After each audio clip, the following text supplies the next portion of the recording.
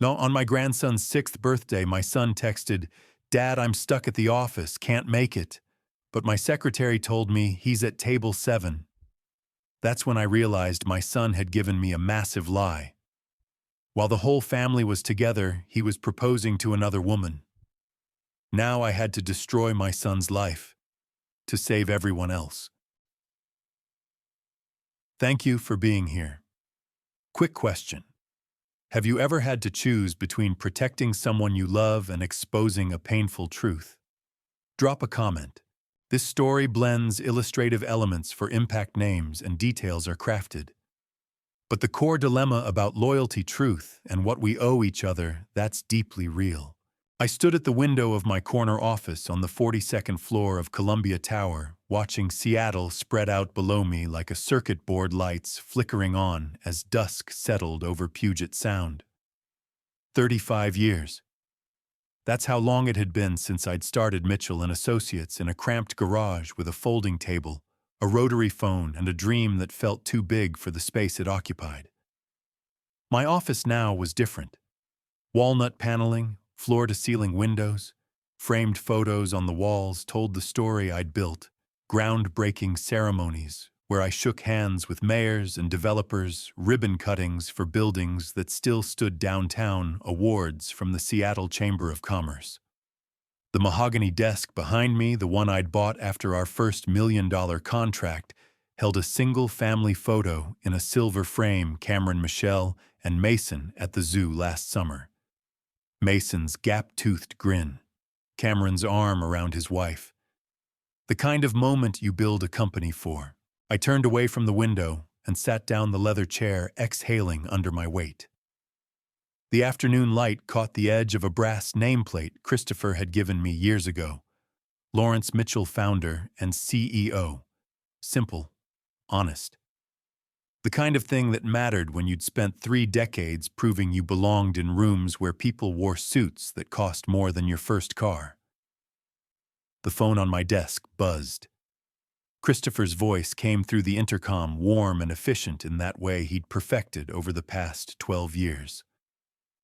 "Lawrence, Cameron's on line 2, says it's important." "Thanks, Christopher," I picked up. "Cameron, how's everything at the office?" "Dad." His voice had that edge of excitement I recognized from when he was 16 and had just aced a test he'd been dreading. I made a connection. Someone who could change everything for us. I leaned back, watching the city lights multiply as darkness settled. What kind of connection? A partnership. Big one. I can't say too much yet, but this could take Mitchell and Associates into territories we've only talked about. Real expansion, Dad. The kind you always dreamed about. Pride swelled in my chest, warm and familiar. This was what I'd built it all for, so Cameron could take what I'd started and make it something bigger. "That's great news, son. When can you tell me more?" "Soon. I'm working out the details. Just wanted you to know first." We talked for a few more minutes about logistics, timelines, the usual business talk that flowed between us as naturally as breathing. When I hung up, I should have felt satisfied, excited even. But something sat heavy in my gut, a weight I couldn't quite name. I looked at the family photo again. Cameron had joined Mitchell and Associates right out of college, worked his way up the way I'd always hoped he would. I'd promised him 65% of the company when he was ready, conditional on proving he could handle the responsibility, the pressure, the trust that came with running something this size. He was close. Maybe 6 months away from that conversation becoming real. My mind drifted back the way it sometimes did when the office got quiet and the city sounds faded into white noise. The garage behind the rental house in Ballard. It smelled like motor oil and sawdust because the previous tenant had been a carpenter. I dragged a folding table in there, the kind with metal legs that wobbled if you didn't position it just right on the concrete floor. My office consisted of that table, a phone I'd had connected for $60, and a filing cabinet I'd bought at a yard sale for $20. Cameron had been 6 months old.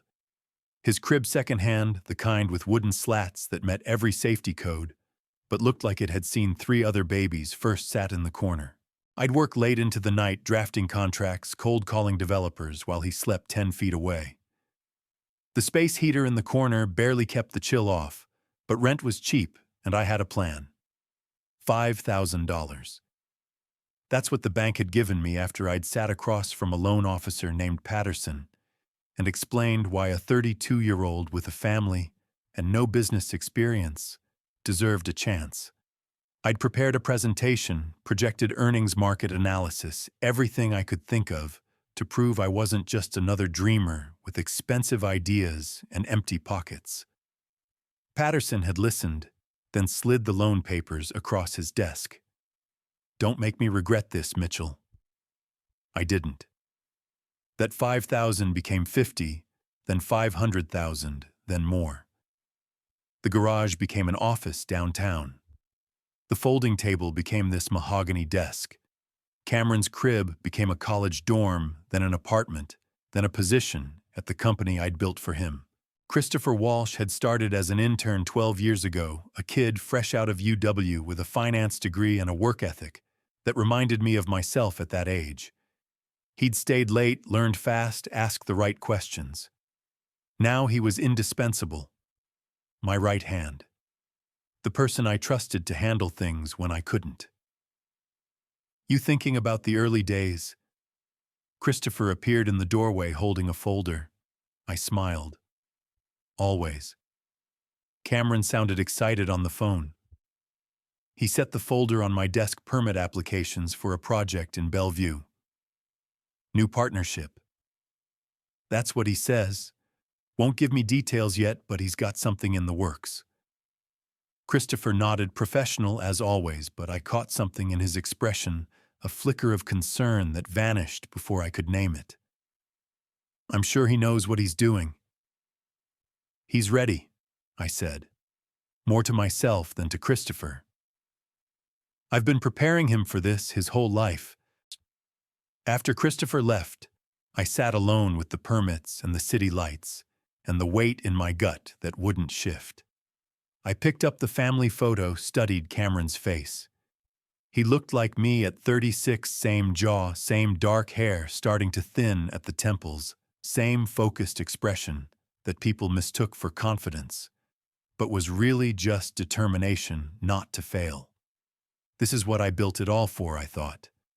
So why did it feel like I was losing something? I set the photo down and pulled the Bellevue permits toward me, forcing my attention back to work. But Cameron's voice stayed with me, that excitement that sounded just a little too eager, a little too sharp.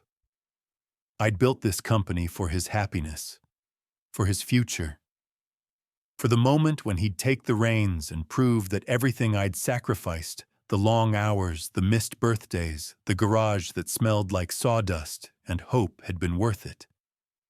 I just hadn't considered the cost. December crept in, with the kind of rain Seattle wears like a second skin, steady gray, the type that makes you forget what sunlight looks like. I'd been noticing things about Cameron for weeks now, small shifts that accumulated into something I couldn't quite name, but couldn't ignore either. The Tesla appeared first. Model S midnight blue, parked in the executive lot at Mitchell and Associates, like it had always belonged there. I'd walked past it one morning, coffee in hand, and stopped. The paint job caught the overcast light in a way that made it look expensive even standing still. Cameron had driven a sensible Accord for years, reliable, paid off, the kind of car that said, "I'm building towards something." This said something else entirely. I didn't ask about it. Not at first. Then came the watch. We were in a meeting with a developer from Tacoma going over zoning requirements when Cameron checked his phone. The Rolex on his wrist caught the fluorescent light, steel and gold, the kind of timepiece you notice because it wants to be noticed. He'd worn a Seiko since college. I'd given it to him for graduation. The suits changed, too. Armani replaced Brooks Brothers, sharper cuts, darker fabrics, the kind of tailoring that whispered money instead of shouting it.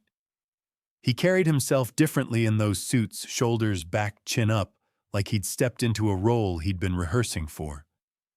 But it was the distraction that worried me most. Cameron had always been present in meetings and conversations, in the small moments between business where fathers and sons remember their family first. Now he was somewhere else. His phone buzzed constantly. He'd glance down, smile at something I couldn't see, type a response while I was mid-sentence. "Cameron," I'd said during our weekly check-in, "everything okay?" "Great, Dad, just staying on top of things." The next week, he canceled.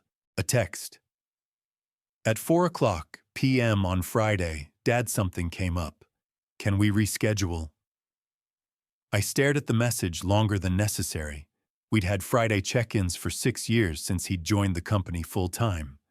We'd missed 3 in all those years, once when I had pneumonia, once when Michelle's mother passed, once when Mason was born. This wasn't the 4th emergency. Saturday afternoon, I drove out to Redmond. Michelle and Cameron had bought a house there 3 years ago, modest by Seattle standards, but theirs.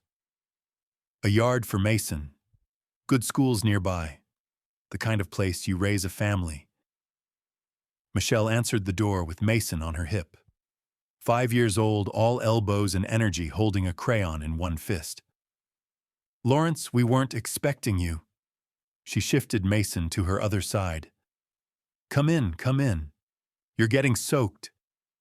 The house smelled like Saturday something, baking, laundry detergent, the faint musk of toys that had been played with hard and put away harder. Mason squirmed down and ran to the coffee table where construction paper and crayons were scattered like confetti. "Grandpa, look what I made." I knelt beside him. The drawing showed 3 stick figures holding hands, one tall with glasses, me apparently one medium with long hair. Michelle one small with a gap-toothed smile, Mason, no 4th figure. "That's beautiful, buddy. Who's in your picture?" "You and Mommy and me." He picked up a blue crayon, started adding clouds. Matter of fact. Like 4 people wasn't an option that had occurred to him. Michelle met my eyes over his head. Something passed between us, the kind of silent conversation you have when words would crack the careful peace you're maintaining for a child's sake. "Mason, sweetie, why don't you go play in your room for a bit? Grandpa and I need to talk." He bounded off without protest, taking his crayons with him. The house felt suddenly larger, emptier. "Coffee?" Michelle asked. We sat at the kitchen table, the one Cameron and I had built together in my garage 4 years ago, back when he still spent Saturdays with me, back when we'd work side by side and talk about nothing important and everything that mattered. I ran my hand along the oak edge, remembered Cameron sanding it, smooth, refusing help, even when his arm got tired. I couldn't remember the last time we'd worked on anything together.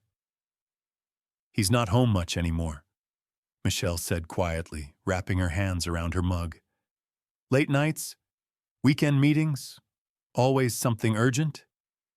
"He mention any new projects?" "Not to me." She looked down. "He doesn't talk to me the way he used to Lawrence. It's like he's performing a part and I'm the audience who's supposed to applaud." We talked for an hour. I helped her cook dinner, spaghetti, Mason's favorite. The boy reappeared. When he smelled garlic, climbed into my lap, told me about kindergarten and his friend Tyler and the hamster their class was getting next week. Normal. Easy. The kind of moment that should have felt complete but had an absence at its center, shaped like his father. I left at dusk, promising to come back next Saturday. Mason waved from the window, his palm against the glass. That night, my phone rang at 10 o'clock. Michelle's name on the screen. "Lawrence, I'm sorry to call so late." "It's fine. What's wrong?" A long pause. Rain against my windows. The city lights below fuzzy through the weather. "I need to talk to you about Cameron. He's becoming someone I don't recognize." Her voice cracked on the last word. Michelle wasn't prone to drama, wasn't the type to call in the middle of the night, unless something was genuinely wrong. I listened as she described the distance, the secrets, the way he'd stopped being present even when he was physically home. She didn't mention the Tesla or the watch or the suits. She didn't need to. "Has he said anything to you?" she asked. "About what he's working on?" "Just that he's made a connection. Someone who could change things for the company." "That's what he told me too." Another pause. "Lawrence, I think he's lying to both of us." After we hung up, I lay awake in the dark, Michelle's words circling like birds looking for somewhere to land. Cameron had been excited on that call 2 weeks ago, genuinely excited the way he used to get when he solved a problem or landed a difficult client. But excitement and honesty weren't always the same thing. The Tesla, the watch, the suits, the canceled meetings, Michelle's worry, Mason's drawing with 3 figures instead of 4. How do you talk to someone who's already decided to become a stranger? The rain kept falling. The city kept glowing. And somewhere out there, my son was becoming someone I'd taught him how to be confident, ambitious, successful, and someone I'd never intended to create. I just didn't know which one he'd choose to stay. The meeting was scheduled for 3 o'clock. I arrived at 2:55, the way I always did, early enough to be respectful, late enough not to seem anxious. Cameron's office was on the 38th floor, 3 stories below mine, with a view that faced east toward the Cascade Mountains. On clear days, you could see Rainier. Today, the world ended at the window glass, nothing beyond but winter gray. His secretary, a young woman named Diane, who'd been with us for 2 years, smiled when I stepped off the elevator. "He's expecting you, Mr. Mitchell. Go right in." Cameron's office reflected everything I'd noticed over the past month, the transformation from promising to polished, from learning to leading. Sleek furniture, minimalist design. A single piece of art on the wall, some abstract thing in blues and grays that probably cost more than my first car. His desk was clean, except for a laptop, a legal pad, and a framed photo of Mason at the zoo grinning at a giraffe. That photo steadied me. Whatever else was happening, Cameron still kept his son close. "Dad." He stood when I entered, gesturing to the chair across from his desk. "Thanks for making time. You said it was important." "It is." He sat, folded his hands on the desk, a gesture I recognized, because I'd done it 1,000 times when I needed to project confidence I didn't entirely feel. "I want to talk about the next phase, my transition into a larger role." I nodded, waiting. "I've been thinking about what it takes to run Mitchell and Associates. Not just the day-to-day operations, but the strategy, the vision, the kind of decision-making that separates good companies from great ones." He slid a folder across the desk. "I'd like to propose a trial period, a chance to prove I'm ready." I opened the folder. Legal documents, clean and official, the kind Barbara Coleman's office produced with machine precision. The header read, "Temporary Financial Authorization Agreement." "What am I looking at?" "A training exercise." Cameron leaned forward. "You give me temporary authorization to manage a significant account, say $200,000 for 6 months. I invest it conservatively, low-risk municipal bonds, nothing aggressive. At the end of 6 months, we evaluate the results. If I handle it well, we know I'm ready for the 65% transfer. If I don't, we adjust the timeline." $198,000. The number sat on the page like a test I hadn't studied for. This is a substantial amount for a test run.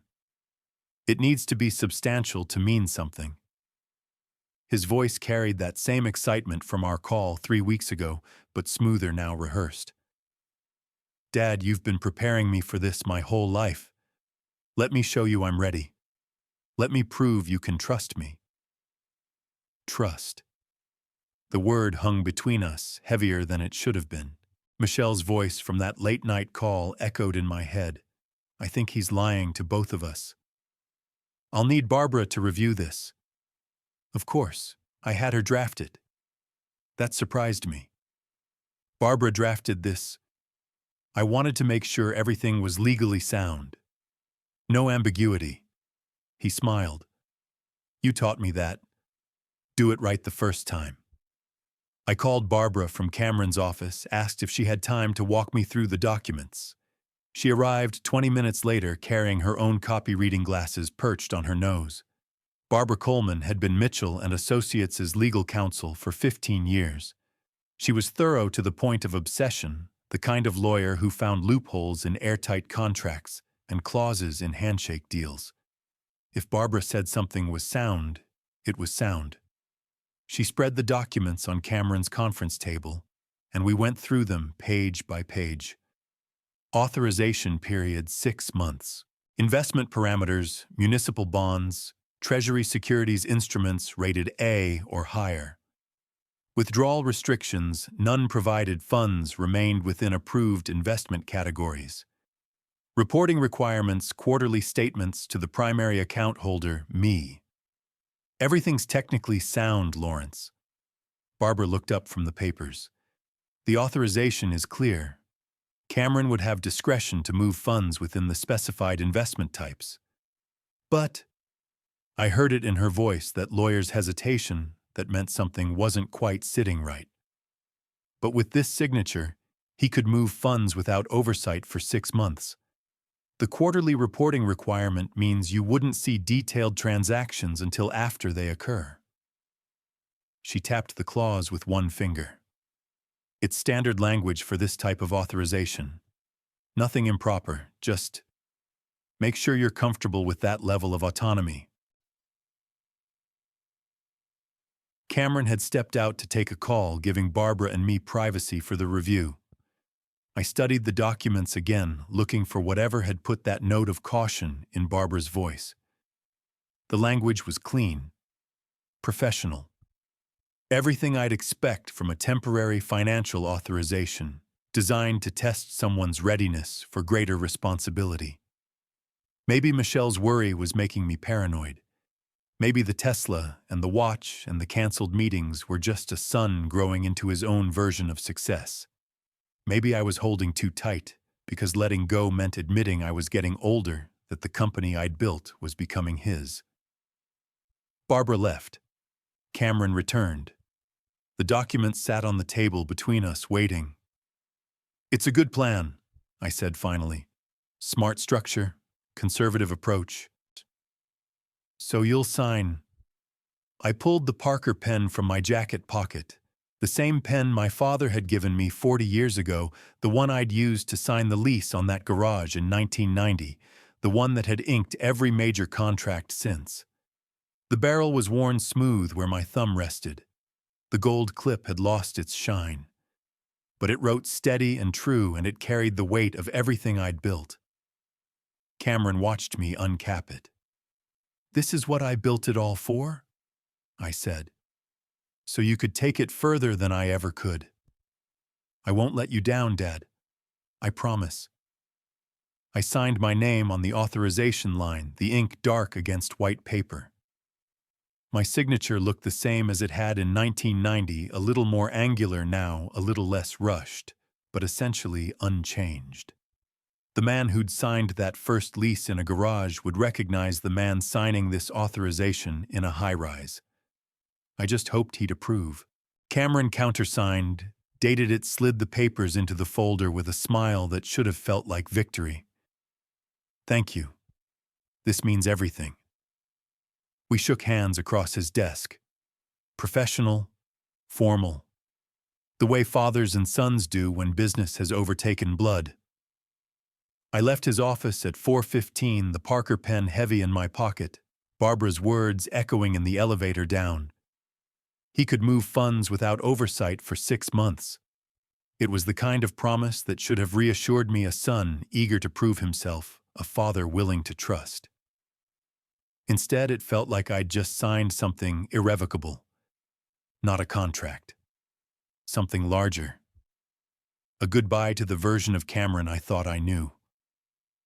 The elevator doors opened to the lobby. Outside, Seattle wore its December darkness early, the city settling into the longest night of the year. I walked to my car, thinking about trust and tests, and the difference between teaching someone to build something and watching them decide what to do with the tools once you let go. 6 months. That's all it was. A trial period. I didn't know yet that some trials don't wait for the verdict. January brought the kind of cold that Seattle doesn't advertise, not dramatic, just a damp chill that settles into your joints and stays. I was reviewing Bellevue permits when Christopher appeared in my doorway, his usual composure replaced by something I'd never seen before: conflict. "Lawrence, do you have a minute?" The way he said it, careful like carrying something fragile, made me close my laptop immediately. He shut the door. That's when I knew. After Michelle's call, I'd asked Christopher to keep an eye on the accounts. Nothing formal, just a quiet request between two people who'd worked together long enough to communicate in shorthand: watch the numbers. Tell me if anything seems off. Christopher placed a folder on my desk. I found something. The spreadsheet inside was meticulous, every cell labeled, every transaction documented. The authorization account from December 20th, 6 weeks ago. "I've been tracking the account like you asked." Yunke, his finger moved down the columns. These transactions started immediately. January 12th, wire transfer, $58,000. Tesla dealership, Bellevue. My hand found the edge of the desk. January 15th, $12,000. Rolex boutique, downtown Seattle. January 18th, $8,500. Armani flagship store. January 22nd, $22,000. The Metropolitan Grill. Christopher paused here, private event venue deposit. January 25th, $18,000. Tiffany and Company. Pacific Place. January 28th, another $18,000. Same store. The second Tiffany purchase, I called them. They wouldn't give details, but the amount suggests an engagement ring. $136,500. Gone in 16 days. Municipal bonds, I said quietly. Low-risk investments. That's what the authorization specified. Yes, sir. Each line was another nail. I wanted to stop him. I wanted to say I'd seen enough, but I couldn't look away. There's more. Christopher pulled out another document, cream-colored resume paper, expensive. Cameron's name at the top. Then beneath it, a history I didn't recognize. Education, the Wharton School, MBA. Phillips Exeter Academy. Background, son of Lawrence Mitchell, principal partner at Mitchell Real Estate Development. I read it 3 times. Wharton. He went to University of Washington. Good school, but not Wharton. My voice stayed level through force of will. Phillips Exeter. He went to Roosevelt High, public school. I know, sir. And Mitchell Real Estate Development. We're project management, not developers. He got a job here because I own it, but he earned every promotion. I made him work twice as hard so nobody could say he didn't deserve it. Christopher nodded. He sent this to someone at Sinclair Technologies, December 15th, week before you signed the authorization. Sinclair Technologies, one of the largest commercial development firms in the Pacific Northwest. Did he mention them to you? I thought back to November. I made a connection, Dad. Someone who could change everything. He said he was working on something. Didn't give details. Christopher closed the folder. These purchases aren't investments. They're personal expenses. And that resume, he's selling himself as something he's not. Thank you for bringing this to me. What do you want me to do? Nothing. Not yet. I walked to the window. 42 floors below the city, moved through Friday afternoon, oblivious. I need to think. After Christopher left, I sat with the folder for an hour. The numbers didn't change. The resume didn't become true. Cameron's signature beneath mine stayed exactly where it was permanent as ink. I left at 5, drove toward home, but took the long route through Redmond. Michelle's house appeared, warm lights, Mason's bike in the driveway. I slowed but didn't stop. What would I say? Your husband spent $58,000 on a Tesla while learning to manage investments. Oh, and he's pretending to have an MBA from Wharton. I kept driving. By the time I reached my driveway, full dark had settled. I turned off the engine and sat there staring at the garage where I'd started Mitchell and Associates in 1990. That garage had been honest, cramped and cold and honest. A folding table and a $5,000 loan and a dream that didn't require lies. I'd spent 36 years teaching Cameron how to build something. How to draft contracts, negotiate terms, manage projects, lead teams. Everything I knew about the careful architecture of trust that holds a business together. I'd never taught him the cost of tearing it down. The garage door was closed, had been for years. We'd converted it to storage after moving downtown, but I could still see that space as it had been, the sawdust smell, Cameron's crib in the corner, the phone that rang with opportunities I had to convince people I deserved. The man I'd raised was becoming a stranger. Or maybe he always had been, and I'd been too busy building a legacy to notice I was handing it to someone who'd learned to build facades instead of foundations. I sat until the cold crept in, until my breath fogged the windows, until Christopher's folder pressed against my chest, like a physical thing. Then I went inside, poured whiskey I didn't drink, and stared at city lights until they blurred into a single question. What do you do when the person you've spent your whole life building something for becomes the person most likely to destroy it?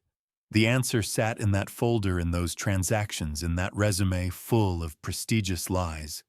You stop watching, you start seeing, and you prepare for what comes next. The answer came faster than I expected. 5 weeks faster. February 20th arrived with the kind of clear winter sky Seattle saves for special occasions, cold and bright, the Olympics visible across the Sound. Mason's 6th birthday. Michelle had asked me to come early to help set up, and I'd said yes before she'd finished asking. I pulled into their driveway at 5:30, the back seat loaded with presents I'd probably bought too many of, dinosaur toys, building blocks, a junior tool set Mason had pointed at in the hardware store 3 weeks ago. The kind of gifts grandfathers give when they're trying to fill spaces their sons have left empty. Michelle met me at the door, already wearing the tired smile I'd come to recognize, the one that said she was holding things together through sheer determination. Thank you for coming early. Wouldn't miss it. Inside, the house had been transformed. Streamers in green and orange hung from the ceiling. A banner stretched across the living room archway, Happy 6th Birthday Mason, each letter painted in Michelle's careful hand. The coffee table had been pushed aside to make room for presents, and the dining table held a cake chocolate with vanilla frosting decorated with plastic dinosaurs locked in eternal prehistoric combat. Mason burst from his bedroom wearing a paper crown Michelle had made, its points slightly crooked, covered in glitter and crayon drawings of T-Rexes. "Grandpa, look what Mommy made me." I knelt down. That's a crown fit for a birthday king. I'm 6 now. That's a whole hand plus 1. He held up his fingers to demonstrate, face serious with the mathematics of aging. That's right, buddy. You're getting to be a big guy. Henry Wilson arrived next, the neighbor 2 houses down who'd been friends with Michelle and Cameron since they'd moved to Redmond. Good man. Retired teacher. The kind of person who shows up to a 6-year-old's birthday party because community matters even when the father doesn't. We worked together hanging the last decorations while Michelle finished the cake preparations. 6 candles, primary colors, the kind that burn bright and fast. Mason orbited around us, too excited to sit still, talking about everything and nothing in that way children do when anticipation overwhelms vocabulary. "When's Daddy coming? He said he'd be here when I turned 6. Michelle and I exchanged looks over his head. "Soon, sweetie. He's just finishing up at work." But he promised this time. He missed my last birthday party, too. The crown slipped forward on his head. Michelle adjusted it, kissed the top of his hair. At 6 o'clock, her phone buzzed. I watched her face change, resignation settling in like weather she'd learned to dress for. She showed me the screen. "Project emergency. Have to stay at office. Tell Mason I'm sorry. We'll make it up to him." "It's always an emergency," Michelle said quietly. No anger. Just fact stated plainly, the way you'd note the sky is gray or traffic is heavy. Every birthday, every recital, every promise. Mason was across the room showing Henry a dinosaur book, oblivious for 30 more seconds to the latest in a long line of broken promises. "Does he know you're waiting?" I asked. "He knows." Michelle crossed to Mason, knelt beside him. I watched her gather the words, shape them into something a 6-year-old could hold without breaking. "Honey, Daddy called. He has to work a little longer." Mason's face did what children's faces do when they're too young to hide disappointment. It crumpled. Not dramatically. Worse, like something inside had folded in on itself. "But Grandpa," he turned to me, crown tilting forward. "He promised. He said he'd be here when I turned 6. His small hand clutched the crown fingers tight around the paper Michelle had spent an hour decorating. "He said he'd be here this time." The crown slipped further as his shoulders began to shake. Not loud crying, the quiet kind that hurts worse because you can hear the effort of trying not to. Michelle reached for him, but Mason came to me instead, arms out. I lifted him, felt his weight, 48 pounds of birthdays, and broken promises of learning too young that the people who should show up sometimes don't. He promised Grandpa. "I know, buddy. I know." His face pressed into my shoulder, the paper crown crumpling between us. Henry Wilson looked away suddenly, very interested in the streamers. Michelle stood with her hands covering her mouth, eyes closed. I'd taught Cameron how to negotiate contracts worth millions, how to read balance sheets, manage timelines, draft agreements that would hold up in any court. I'd taught him everything about building a business.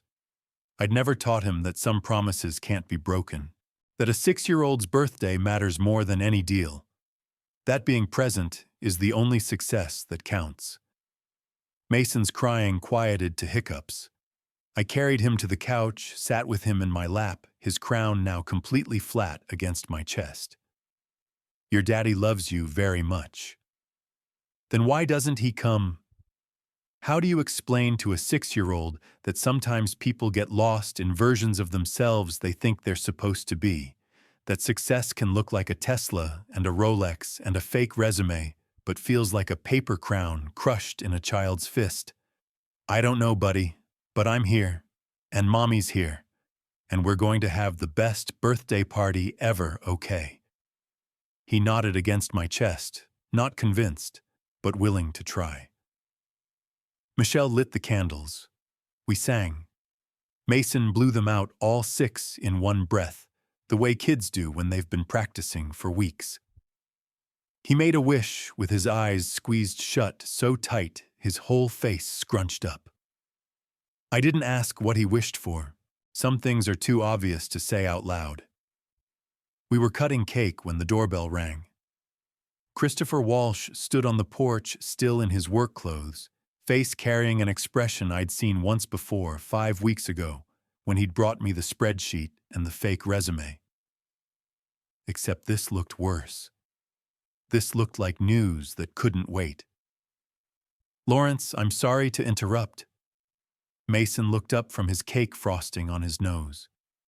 Michelle glanced between Christopher and me, reading the weight of whatever brought him here. "It's okay."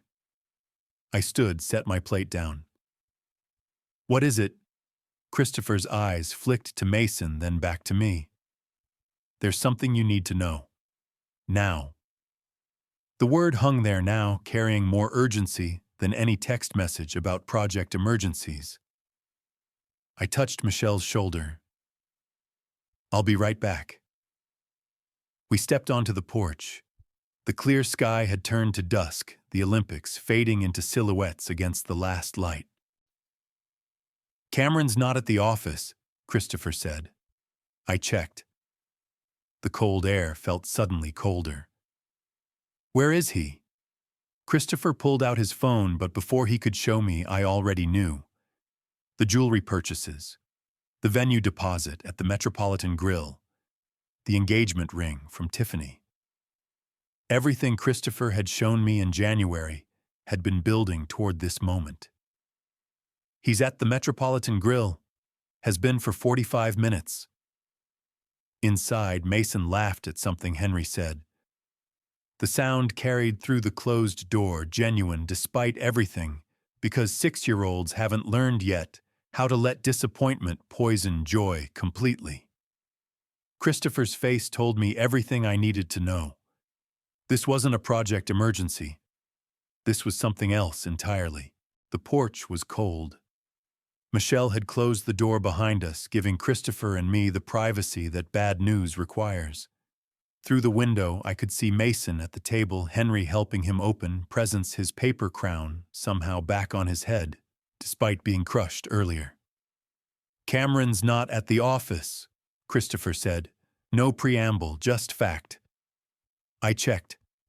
Something in my chest tightened. Where is he? Christopher pulled out his phone, tapped the screen. The company phones have GPS tracking for field work coordination. He turned it toward me. A map of Seattle, red pin dropped in the middle of downtown. He's been at the Metropolitan Grill for the last 45 minutes. The Metropolitan Grill. Even the name sounded expensive, the kind of place with white tablecloths and waiters who knew which fork goes where. Not the kind of place you go for a project emergency. Cross-reference that with the spending records. Christopher swiped to another screen. January 22nd. $22,000 paid to the Metropolitan Grill. Transaction note says, private event booking. The pieces Christopher had shown me 5 weeks ago, the spreadsheet, the transactions, the fake resume, suddenly had context. Not just purchases, a plan. How much has he spent total, the spending we found last month? It's up to $136,500 now, more than 2/3 of the authorization. Gone, not into municipal bonds or treasury securities, into whatever was happening at the Metropolitan Grill right now, while his son sat 40 minutes away, wondering why Daddy broke another promise. Show me the resume again. Christopher had it ready, he'd known I'd ask. Cameron's fake credentials on cream-colored paper, the lies we'd already cataloged, Wharton, MBA, Phillips, Exeter family real estate empire. This is what someone received. Christopher pulled out a second sheet. Cameron's actual resume, the one on file at Mitchell and Associates, University of Washington, Roosevelt High School, business degree, not MBA, project manager who'd earned every promotion through documented work, not inherited privilege. And this is the truth. The contrast was surgical. Every line Cameron had written was designed to transform him from someone who'd built a career through effort into someone who'd been born entitled to it. Who did he send this to? Sinclair Technologies, Edward Sinclair's executive team. Christopher hesitated. Lawrence Sinclair runs one of the biggest development firms in the Northwest. If Cameron's positioning himself as someone from old money, someone with Ivy League credentials and family connections, he's not just lying about his background. He's using it to open doors I can't. Christopher nodded. The Metropolitan Grill. $22,000. The Tiffany purchases 18,000 each, one for jewelry. One that Christopher's discreet call had suggested was an engagement ring. He's proposing tonight, I said. Not a question. That's what it looks like. Expensive venue, ring. The GPS shows he arrived at 6:05, right when he texted Michelle about the project emergency. Right when Mason's face had crumpled, when the paper crown had slipped forward, when my grandson had learned that promises from his father came with conditions his 6-year-old understanding couldn't meet. I called Barbara this afternoon. Christopher's voice was careful. Told her what we'd found. She said the authorization technically allows Cameron to move the funds. There's no clause requiring him to disclose specific transactions until the quarterly report. But the purpose stated in the agreement was investment training, not personal expenses. If you wanted to challenge it, she thinks you'd have grounds. Inside, Mason's laugh carried through the window a sound that should have filled his father with whatever joy makes you show up, makes you keep promises, makes you remember that some things matter more than Wharton credentials and engagement rings bought with your father's trust. I'm going there. The decision formed as I spoke it. Now. Lawrence. He's using money I gave him to buy a life he lied his way into, and he's doing it on his son's birthday. Christopher didn't argue, didn't ask if I was sure. He just nodded, the kind of silent agreement you give when someone's made the only choice that makes sense. The door opened. Michelle stood there, phone in her hand, face composed in that way that meant she'd been crying, but had pulled herself together for Mason's sake. I recorded this 10 minutes ago. She held out her phone. Before Henry got him laughing again. I took it. The screen showed Mason at the table, crown askew, tears still wet on his cheeks. I didn't press play. Didn't need to. I'd held that weight in my arms 20 minutes ago, felt those small shoulders shake, heard those words he promised Grandpa. He said he'd be here this time. I can't watch it again. My voice came out rougher than intended. But I know what I have to do. Michelle touched my arm. Be careful. Whatever he's involved in, I know. Christopher and I walked to my car, parked behind Michelle's SUV in the driveway. The clear sky had gone dark, stars visible between the suburban streetlights. Normal evening, normal neighborhood.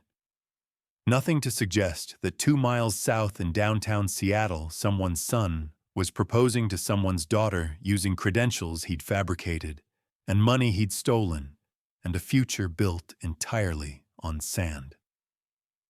What are you going to do? Christopher asked. I opened the driver's door. Stop him before he makes a mistake he can't undo. And if he's already made it, then I stop it from going any further. Christopher stepped back. I set Michelle's phone on the passenger seat. Mason's crying frozen on the screen, and started the engine. The dashboard clock read 7:02 p.m. Cameron had been at the Metropolitan Grill for 57 minutes. Long enough for drinks, for conversation, for whatever performance came before you got down on one knee and offered a ring bought with betrayal. I backed out of the driveway, watched Christopher's silhouette shrink in the rearview mirror. He'd stay help Michelle and Henry salvage what they could of Mason's birthday. Someone needed to.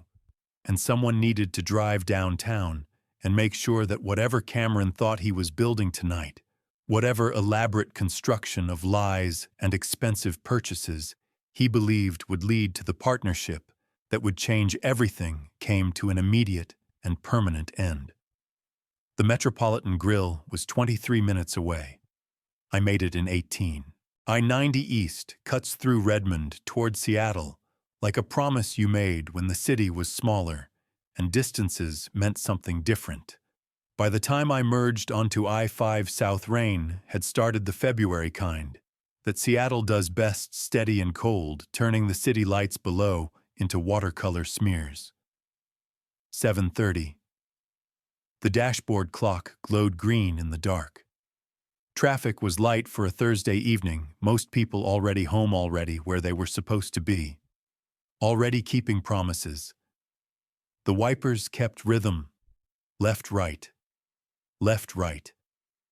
Mechanical certainty in a night that had lost all sense of it. My mind drifted the way it does on familiar drives when your hands know the route so well your thoughts can go elsewhere. Except elsewhere kept leading back to the same place, a boy I'd raised, and the man I no longer recognized. I saw Cameron at 6 years old, Sunday morning in my garage workshop, the converted space behind our Ballard house before we'd moved, before Mitchell and Associates had grown beyond a name on business cards I'd printed myself. Sawdust hung in the air, catching light from the window. Mason's age now. The symmetry hurt. Cameron stood at the workbench, both hands wrapped around a hammer too big for him, trying to drive a nail into a piece of pine. His first birdhouse. The kind of project fathers do with sons when they want to teach something larger than carpentry. Like this, Dad. Steady. Don't rush it. I guided his hands, showed him how to start the nail straight. Measure twice, cut once. That's how you build things that last. He'd gotten it on the third try. The nail went true flush with the wood. His face, God, his face lit up like he'd built the Space Needle. I made this, Dad. By myself. You did. One piece at a time. That's how everything gets built.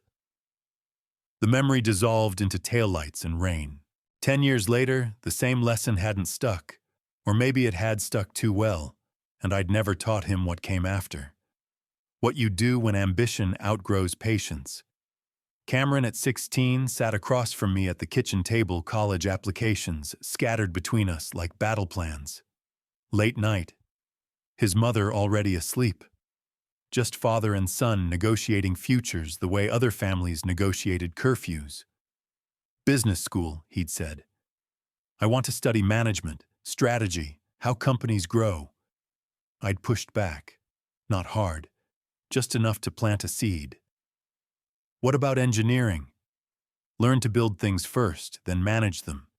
That's how you understand what you're leading. His jaw had set the same stubborn line I'd seen in the mirror my whole life. I don't want to be you, Dad. The words had landed like a physical blow, though I'd kept my face neutral. What's wrong with what I am? Nothing. You built something great. But I want something bigger. Something that doesn't start in a garage with a $5,000 loan. I want to walk into rooms and belong there. You earn that. You don't start there. Maybe I don't want to spend 30 years earning it. He'd applied to business schools anyway. Got into good ones. University of Washington gave him enough financial aid to make it work. Not Wharton, never Wharton, but a solid education that had led to a job at Mitchell, and Associates led to this moment driving through rain toward a restaurant where my son was pretending he'd never had to earn anything at all. The freeway curved. Downtown Seattle rose ahead, towers lit against low clouds, the kind of view that used to make me proud. Look what we built. Look what I'm leaving you. I saw Cameron at his wedding 5 years ago. Small ceremony at a vineyard outside Woodinville. Michelle in a simple dress that cost less than the ring, her choice practical and beautiful. Cameron in a suit he'd saved for nervous in the way grooms get when they're genuinely in love, not performing it. I'd given the toast, kept it short. To my son and his bride, may you build a life as strong as the love you share. One piece at a time, with patience and honesty and the kind of work that matters. Cameron had hugged me after whispered against my shoulder. Thanks for everything, Dad. I'm going to make you proud. He had made me proud, for a while, before the Tesla, before the Rolex. Before tonight, when making me proud had been replaced by making himself into someone he thought deserved things he'd never earned. The exit appeared. I took it, followed 4th Avenue toward the waterfront. The Metropolitan Grill sat in the heart of downtown's business district, the kind of address that says money without needing to say anything else. Rain fell harder. The wipers struggled to keep up. I'd taught Cameron to measure twice, cut once, to build things that last, to understand that foundations matter, that shortcuts show that integrity is the difference between something that stands and something that collapses under its own weight. But I'd never taught him that some cuts can't be undone, that you can't rebuild trust the way you rebuild a wall, that there are mistakes that don't get second chances, promises that break permanently, moments where everything you've constructed comes down to a single choice between who you are and who you're pretending to be. Maybe that was my failure, teaching him to build without teaching him what breaks. I found parking 2 blocks from the restaurant. The clock read 7:52. Cameron had been inside for nearly 2 hours. Long enough for drinks, for conversation, for whatever script came before getting down on one knee with a ring bought with borrowed money and presenting it to a woman who thought she knew the man she was saying yes to. My phone buzzed. "Christopher, are you sure about this?" I didn't answer. Couldn't explain that certainty wasn't the point. That I was sure of exactly one thing: whatever Cameron thought he was building tonight needed to stop before the foundation proved rotten, before someone else got hurt by architecture designed to deceive. I got out of the car. Rain soaked through my coat in seconds. The street was mostly empty Thursday night, late enough that tourists had gone back to hotels, early enough that the bar crowd hadn't emerged. The Metropolitan Grill glowed 300 feet ahead. Warm light through tall windows, white tablecloths visible from the street. The kind of place where futures get decided, where proposals happen, where people walk in as one thing and walk out as another. I'd built Mitchell and Associates over 35 years. Built it honest. Built it to last. Built it for Cameron. But tonight wasn't about what I'd built. Tonight was about stopping him from destroying what remained. I walked toward those windows, toward whatever waited at table 7, toward the moment my son would have to decide whether the person he'd been pretending to be was worth more than the people he'd betrayed to get there. The rain kept falling, and I kept walking. The Metropolitan Grill existed in a different Seattle than the one I'd driven through, a Seattle where rain stayed outside and money spoke in the language of white tablecloths and crystal that caught candlelight like small, expensive stars. I stepped through the door at 8 o'clock, coat still damp, and the warmth hit me first. Then the music, piano jazz, the kind played soft enough to suggest sophistication without demanding attention. A maitre d' in a suit that probably cost what I'd paid for my first car moved toward me, professional smile already forming. "Good evening, sir. Do you have a reservation? I'm meeting someone." Not a lie. Just not the kind of meeting he imagined. I moved past him before he could respond into the dining room, where Seattle's money came to celebrate itself. The space was designed to impress without trying: dark wood, soft lighting, floor-to-ceiling windows facing Elliott Bay. Through the glass, the city spread out across the water ferries, moving like lit sculptures through the dark. The clientele matched the decor.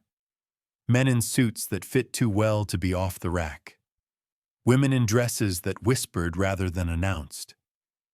Conversations conducted at volumes that suggested confidence. These were people who didn't need to raise their voices to be heard. And in the corner, elevated slightly on a platform that made it simultaneously visible and private, sat table 7. The kind of table you reserved weeks in advance. The kind where proposals happened. Where business deals got sealed over wine that cost more per glass than most people spent on dinner. Where futures were decided by people who'd never questioned whether they deserved to make those decisions. Cameron sat facing the room, positioned, so he could see the entire restaurant the way people do when they want to be noticed. The Armani suit, charcoal gray, perfectly tailored, made him look like he'd been born wearing it. His posture was relaxed, confident, the body language of someone who belonged in spaces like this, who'd never had to earn his way past a maitre d' or wonder if the prices on the menu were a mistake. He was performing. I could see it from 40 feet away, the slight lean forward when he spoke, the calculated timing of his smiles, the way his hands moved to emphasize points I couldn't hear but could imagine. This is who I am. This is the life I've always lived. This is what you're saying yes to. Across from him sat the woman who had no idea she was the audience to a lie. Late 20s, maybe 30. Dark hair pulled back in a way that looked effortless but probably wasn't. Blue dress, elegant without being flashy. She wore her wealth the way people do when they've had it. Long enough not to notice it anymore. Good jewelry, understated, the kind that doesn't need to announce its cost. Gabrielle Thornton. Had to be. The Sinclair connection Christopher had mentioned. The reason for the fake resume, the venue deposit, the $18,000 ring from Tiffany. She was beautiful. But more than that, she was engaged, leaning forward, laughing at something. Cameron said, eyes bright with whatever story he was selling. Invested. Already halfway to yes before the question got asked. On Cameron's hand, visible when he gestured, was a ring. Wedding band, but knew the kind men buy when they're about to propose, wearing it as a preview of matched sets. On the table between them sat a small velvet box positioned carefully beside the wine glasses, closed but obviously containing the question that would come soon. I watched him reach across the table, take her hand. Watched her smile, genuine, full of hope, and whatever future she imagined they were building together. Watched my son look her in the eyes and sell her a version of himself that had been purchased with money he'd stolen and credentials he'd fabricated. The restaurant hummed around them, other couples in their own worlds, waiters moving with practiced efficiency. The piano player transitioning from one standard to another, all of them designed to make moments feel more significant than they were. I stood behind a column near the bar, partially hidden, my phone heavy in my coat pocket. Michelle's video of Mason crying, crown crushed, asking why Daddy broke another promise. I could leave. Turn around, walk out, let Cameron have this moment. Let Gabriel say yes to a man who existed only in the resume he'd fabricated and the performance he'd perfected. Let her build a future on a foundation made entirely of sand. I could let her walk into the trap without warning. But Mason's crown had slipped. Michelle's eyes had carried years of disappointment. Christopher had found transactions that proved my son had learned everything I'd taught him about building except the part about building something real. Some lies cost too much, and someone else was about to pay the price for my son's ambition. I took a breath, straightened my jacket. The restaurant noise, the jazz, the conversations, the gentle collision of expensive silverware against expensive plates faded into background static, and I walked toward table 7. Cameron saw me when I was 10 feet away. His face went through 3 expressions in 2 seconds: recognition, confusion, panic. The wine glass in his hand froze halfway to his mouth. His body language shifted, the relaxed confidence replaced by something rigid, defensive. Gabrielle followed his gaze, turned in her seat. Her smile faltered, not because she recognized me, but because she recognized Cameron's expression. The way you look when something you've been hiding is about to become visible. 10 feet became 5. Cameron stood abruptly, his chair scraping against the floor, a sound that cut through the piano jazz like a wrong note. He moved instinctively, positioning himself between me and Gabrielle, protecting his performance, protecting the lie. 5 became 3. "What are you?" His voice came out tight, but he caught himself, recalibrated. When he spoke again, it was louder, confident, the tone of someone dealing with an unwanted interruption. "What is my old employee doing here? This is a private dinner." The words landed exactly as intended, defining me, diminishing me, establishing hierarchy before I could speak. Gabrielle looked confused. "Employee." I stopped at the edge of their table. The velvet box sat inches from my hand. The engagement ring on Cameron's finger caught the candlelight. "I apologize for the interruption," I said, keeping my voice level. Not to Cameron, to her. "But there's something you need to know before this goes any further." Cameron's face had gone pale. "But this is inappropriate. You need to leave." "My name is Lawrence Mitchell." I extended my hand to Gabrielle. She took it automatically, still trying to understand what was happening. "I'm Cameron's father." The word father hung in the air like an accusation. Cameron's mouth opened, closed, opened again, and I pulled out my phone. "I'm standing 10 feet from table 7. Cameron hasn't seen me yet. Before I take the next step, the one that changes everything, leave a comment sharing what you think happens next. I want to know you're still with me on this journey." Quick reminder, what unfolds ahead blends real principles with illustrative storytelling. Some details are shaped for impact. If that's not your style, now's the time to step away. Cameron recovered faster than I expected. His face shifted from panic to indignation in the space of a breath, like he'd rehearsed this possibility and decided his best defense was offense. "I don't know what kind of delusion this is, but you need to leave. Now." He looked at Gabrielle, voice softening, apologetic. "I'm sorry, baby. This is awkward. He used to work for my family years ago. I think he's confused, or..." "I'm not confused." I set my phone on the white tablecloth screen facing up.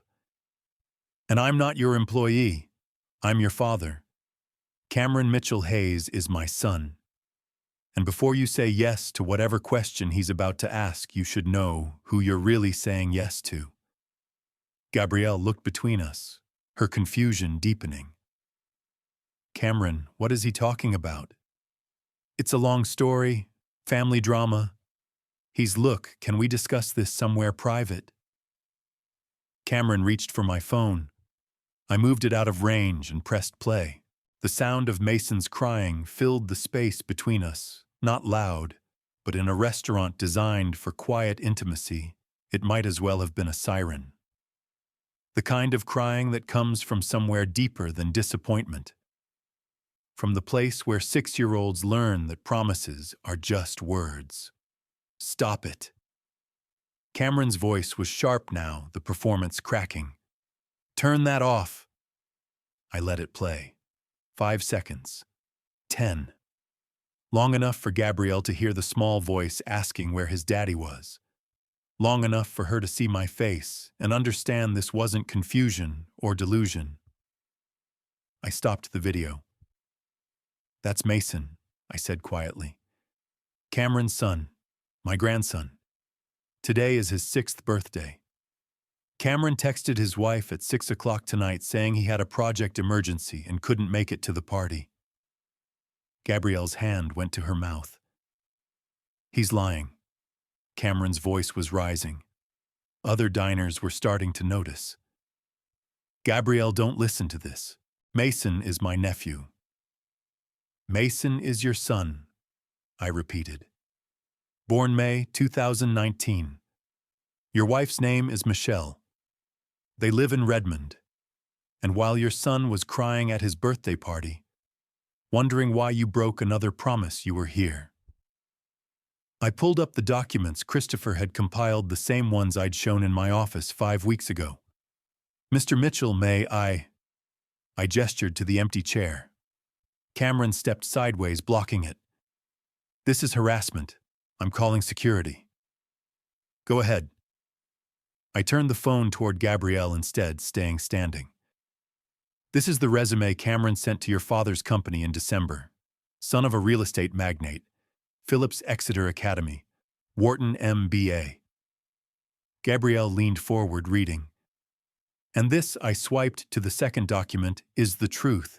University of Washington, Roosevelt High School here in Seattle. Business degree, not an MBA. A job he got at my company because I own it, not because he built anything himself. Stop it. Cameron grabbed for the phone. I stepped back. And this is where your engagement ring came from. I showed her Christopher's spreadsheet. January 28th, $18,000 at Tiffany & Company. Paid for with money from an authorization I signed, giving Cameron access to $198,000 for investment training. Gabrielle stared at the numbers. Investment training. Low-risk municipal bonds, he told me. I scrolled through the list. Here's where it actually went. $58,000 for a Tesla, $12,000 for a Rolex, $22,000 for this restaurant, the venue deposit for tonight. 2 purchases at Tiffany totaling $36,000. The ring on your finger and the ring on his. The restaurant had gone quiet. Even the piano had stopped. Cameron's face was red now. This is a business dispute. He's upset because I'm expanding beyond his small-time operation, and he can't handle, I'm your father. My voice stayed level. I raised you. I taught you the business. I signed that authorization 6 weeks ago because you asked me to trust you. And you used that trust to steal nearly $200,000 so you could buy your way into a life you thought you deserved. Gabrielle was staring at Cameron now, and I watched her face change as pieces started connecting. Wait, you told me you were self-made. You said you built your career from nothing. I did. You said your parents died when you were young. Her voice was getting louder. You said you were an orphan, that you pulled yourself up with your own 2 hands. That's what you told me. That's what you told my father. Cameron's mouth opened, but nothing came out. You said that's why you understood what it meant to build something. Gabrielle stood up the chair, scraping back. That you didn't have family money or connections. That everything you had you earned. Baby, it's more complicated than, is Mason your nephew or your son? Silence. Cameron, answer the question. It's look, the situation with Michelle, it's not what you think. We're separated, you're wearing a wedding ring. I pointed to his left hand. That's new. You bought it with the same money as her engagement ring. Part of the costume. Gabrielle looked at his hand. At the ring he'd probably planned to slip off before she'd seen it. You're married. Technically, but... She made a sound, not quite a laugh, not quite a sob. Her hands went to her own ring, the one Cameron had probably placed there minutes before I'd arrived. She pulled it off and set it on the table beside the velvet box. Don't call me again. Gabrielle, wait. Cameron reached for her. She stepped back. You lied about your parents being alive. You lied about being married. You lied about having a son. You lied about your education. You used stolen money to buy that ring. Her voice broke. Was anything you told me true? I love you. That's true. You don't even know what truth means. She walked toward the exit, heels clicking against hardwood, every eye in the restaurant following her. The kind of exit that leaves silence in its wake. Cameron stood frozen, staring after her. Then he turned to me, and whatever mask he'd been wearing finally shattered completely. You destroyed my life. No, Cameron. I picked up the engagement ring from the table, $18,000 of evidence. You did that yourself. I just stopped you from destroying hers too. I watched Gabrielle leave, heels clicking across the hardwood, head held high, moving through the restaurant, with the kind of dignity that comes from knowing you've just escaped something that would have destroyed you. She deserved better than this. She deserved the truth before she said yes. Edward Sinclair remained standing, his wine glass, abandoned his expression carved from ice. He looked at Cameron with the detached assessment of a CEO who just watched $1 million investment reveal itself as fraud. "Mr. Sinclair," Cameron started. Edward held up one hand. "Don't." He turned to me instead. "Mr. Mitchell, I appreciate you bringing this to my attention before things went further." His voice was professional, controlled. "I assume you'll be pursuing recovery of the funds." "I will. Our lawyers will contact you tomorrow regarding your son's misrepresentation to Sinclair Technologies. The partnership discussions are terminated effective immediately." He paused. "Though perhaps when this is resolved, we might discuss working together. With you, not your son. I'd be open to that conversation." Edward nodded once. Then he looked at Cameron, and something in his expression shifted from ice to steel. "Security will escort you out. If you attempt to contact my daughter again, I'll pursue harassment charges. Are we clear?" "Mr. Sinclair, please, if I could just explain." "We're clear." He walked toward the exit, following the path his daughter had taken. Cameron turned to me, and whatever mask he'd been wearing finally shattered completely. "Dad, please." His voice was desperate now, stripped of performance. "I can fix this. Just give me a chance to explain. I didn't mean for it to go this far. I thought, if I could marry into Sinclair's company, I could bring you a real partnership, bigger than anything we had. By lying about who you are, by stealing $200,000, by abandoning your son on his birthday, I was going to make it right. Once the partnership went through, once I had access to Sinclair's resources, I could pay it all back. You would have seen, I see exactly what you are." I kept my voice level, calm. "You stole $198,000 from Mitchell and Associates. You lied to a woman and her father about your credentials, your background, your entire life. You missed your son's 6th birthday to do it." Cameron opened his mouth. "The inheritance you were working toward, it's gone. The 65% ownership transfer, the seat on the board, the trust fund, all of it. Gone. You can't. I can. And I will. The company you thought you'd run, you'll never set foot in it again." I pulled out my wallet, removed a business card, set it on the table beside the engagement ring he'd bought with stolen money. "This is Barbara Coleman's number. She's my lawyer. If you don't return every dollar of that $198,000 within 30 days, I'll let her pursue embezzlement charges. And she will. Dad, I'm your son. You were my son. Tonight you're someone who chose a lie over his family, who chose a shortcut over integrity, who chose a performance over the people who actually loved him." 2 security guards materialized at the edge of table 7. "Sir," one of them said to Cameron, "we need you to come with us." Cameron looked at me one last time. "You destroyed my life." "No." I picked up the engagement ring, held it up to the light. $18,000 of evidence. You built this lie one piece at a time. You chose the Tesla over your son's birthday. You chose the Rolex over honesty. You chose this ring over integrity. Now you get to watch it fall the same way. I set the ring back on the table. "Goodbye, Cameron." The security guards moved in.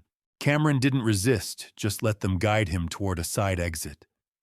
I stood alone at table 7. The velvet box sat unopened beside the wine glasses.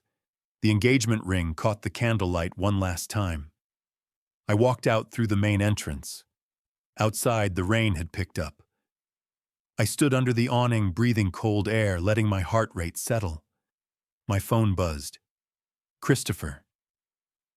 "Is it done?" "It's done." I walked to my car, 2 blocks away, rain soaking through my coat. By the time I reached the driver's seat, I was drenched. 9 o'clock. I sat there for a moment, engine off, watching rain sheet down the windshield. Then I started the car and headed for I-5 past the Redmond exit, where Mason was probably asleep by now, birthday crown on his nightstand. By the time I pulled into my driveway, the rain had become a downpour. I sat in the car, staring at the garage where I'd started Mitchell and Associates 35 years ago. I'd built something that lasted 35 years, built it honest. Cameron had built something that lasted 3 months. I pulled into my driveway at 9:30. Michelle's SUV sat in front of my garage. Inside, Mason slept on the couch under a dinosaur blanket, the paper crown crumpled, but reshaped, still crooked on his head. Michelle sat in the armchair, phone in hand. Christopher called me. He told me everything. I hung my wet coat. I'm sorry.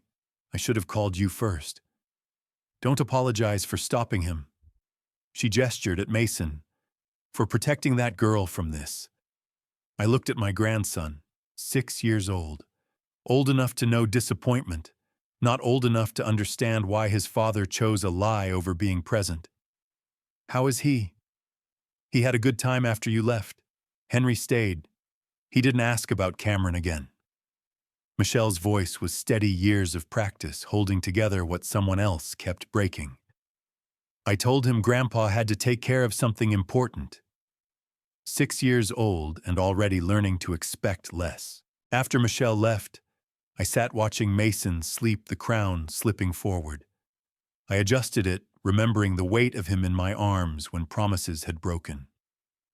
At 6:30 Friday morning, I checked my phone. 17 missed calls, all from Cameron. First at 10:14 p.m., last at 3:47 a.m. I played 3 voicemails. 10:14 p.m. Dad, pick up. You can't just, this isn't over. Anger, indignation. 12:33 a.m. Please, we can work this out. I'll pay it back. We're family. Bargaining. Desperation showing. 2:51 a.m. I'm sorry. I didn't mean, I just wanted to prove, Dad, please, I'll fix it. Breaking, raw, too late. I deleted the rest without listening. At 10 o'clock, I sat across from Barbara Coleman. She'd already drafted everything. 2 options, papers spread across her table. Civil suit to recover the $198,000. We file in King County Superior Court. Full restitution plus interest and fees. Timeline. 60 to 90 days for judgment if he doesn't contest. Asset seizure if he doesn't pay. Option 2. Embezzlement charges, criminal, 3 to 5 years if convicted. The word prison sat heavy between us. My recommendation, give him 30 days to return it voluntarily. Formal demand letter outlining both options. 1 chance before we pursue everything. And if he doesn't, we file. Civil first, faster recovery. Criminal second, sends a message. She met my eyes. Once we start this, it changes things permanently. He stole $200,000. Lied to everyone. Abandoned his son to propose with stolen money. I thought about Mason under his dinosaur blanket. I'm sure. Barbara pulled out a thicker stack. Then we formalized the inheritance revocation. She walked me through each page. Revocation of 65% ownership transfer. 6 years of succession planning gone. Removal from board of directors. The seat I'd held for him gone. Termination of trust fund access. The safety net established when he was born gone. Severance from Mitchell and Associates. Employee status benefits his office gone. I pulled out the Parker pen, my father's pen, the one I'd used to sign Cameron's authorization in December. I signed each page. The pen felt heavier than it should have. Like it remembered signing that first garage lease in 1990, remembered believing everything I built mattered because I was building it for him. The pen that gave him everything now took it all back. I'll courier the demand letter today. 30 days to return the funds. She closed the files. After that, it's out of his hands. I left and sat in my car staring at Columbia Tower. 42 floors up my office, the company I'd built, the legacy I'd thought I was protecting. My phone buzzed. Cameron, the 18th call. I stared at his name, Cameron Mobile, and thought about all the times that name had meant something good. Birthday calls, Sunday dinners, the day Mason was born. I blocked the number. Truth destroys first. Tears down everything you thought was solid. Leaves you blocking your son's number, wondering how you taught him everything about building except the only thing that mattered. But if you're lucky, truth also lets you rebuild. Smaller, maybe. Different. But real this time. I called Christopher. Start the asset freeze on that authorization account. Contact the bank. Already done this morning. Accounts frozen pending legal resolution. Of course he had. I sat there 5 more minutes before driving home to have breakfast with Mason and figure out how to explain that sometimes the people who should love you most hurt you worst, and that sometimes the only way to love someone is to stop protecting them from consequences. Even when it breaks your heart. Thursday morning, February 25th. My phone rang while I was reviewing contracts, a Seattle number I didn't recognize. Mr. Mitchell, this is Patricia Morgan, attorney representing Michelle Hayes. Do you have a moment? I set down my pen. Of course. Mrs. Hayes filed for divorce this morning. She's listed you as a witness regarding financial misconduct and has asked if you'd be willing to testify about the events of February 20th. The words should have surprised me. They didn't. Whatever she needs. Thank you. The grounds are fraud, abandonment, and misappropriation of marital assets. Given the documentation you've already provided to your own counsel, this should be straightforward. Her voice was professional, efficient. I'll be in touch about deposition scheduling. After we hung up, I sat staring at the contracts I'd been reviewing, standard permits for a Bellevue project, the kind of routine work that kept Mitchell and Associates running. Normal business on a day when my daughter-in-law was dissolving her marriage because my son had stolen money and lied about his entire life. I called Michelle. I just spoke with your lawyer. I should have told you first. I'm sorry. Don't apologize. You're doing what you need to do. I heard Mason in the background asking about lunch. How's he doing? He keeps asking when Daddy's coming home. I don't know what to tell him. Tell him the truth. Age-appropriate, but the truth. That his father lied and stole and chose someone else over his family. That his father made mistakes, big ones.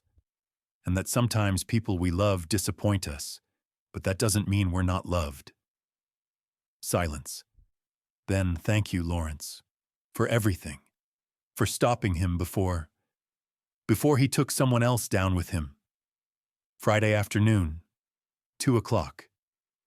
I was on a conference call with a client when Christopher appeared in my doorway, expression urgent.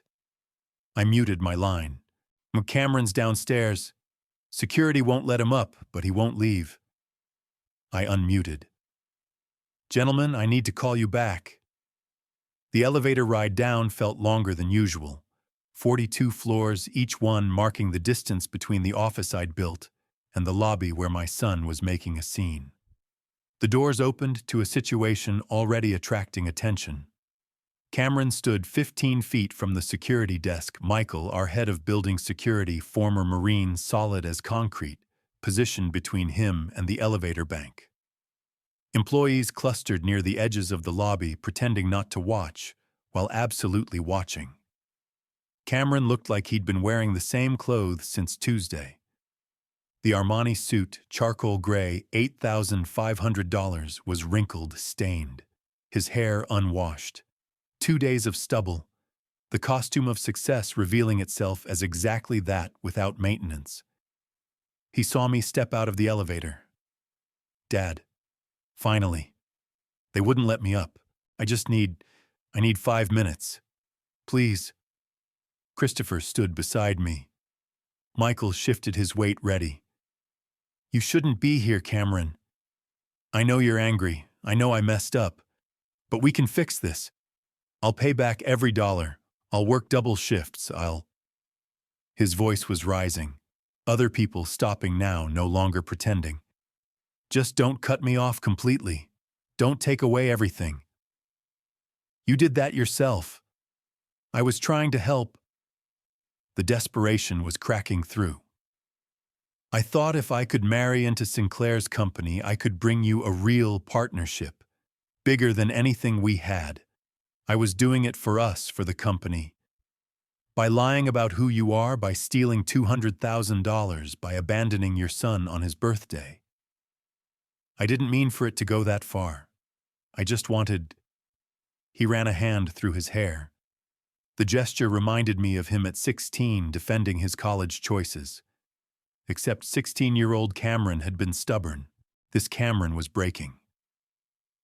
You built this from nothing. I don't have that luxury. Everyone expects me to be you. The lobby had gone quiet. 20-30 people watching. The kind of public collapse that becomes office legend. I never asked you to be me. My voice stayed level, calm. The way you speak when volume won't change anything. I asked you to be honest. You don't understand. You had the freedom to start small, to build slowly. I was born into expectations. Born into a legacy I had to live up to. His voice broke. Everything I had you gave me. I wanted something I built. Something that was mine. So you stole and lied to get it. I was going to pay it back once the Sinclair deal went through, once I had access to those resources.